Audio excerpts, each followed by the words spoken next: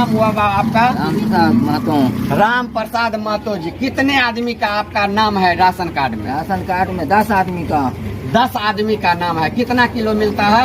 हमको मिलता है, जब नहीं किया तो हम दूसरा गांव में लेते हैं। दूसरा गांव में लेते हैं? हाँ। कौन गांव में लेते हैं? कटवार में लेते हैं। कटवार में। यहाँ का डीलर साहब का क्या नाम है? यहाँ का डीलर साहब का नाम है आनंद यादव। आनंद यादव हैं। हाँ। तो कहीं यादव जान के तो नहीं धमका देते अरे हैं? धमका देते हैं तय ना दूसरा गांव की। दूसरा गांव ले हाँ, कहा जहाँ जाना हो तहाँ जाओ। कहाँ जाओ, यहाँ पे तुम्हारा नहीं सुना जाएगा। नहीं, आप सुने जो किस तरह से ये बुजुर्ग हैं। कितने एज है बाबा यहाँ के? मेरे 65 वर्ष हो गए। 65 साल इनका एज है और इनको राशन लेने के लिए अमताही से छोड़ के कौन गाँव जाइए?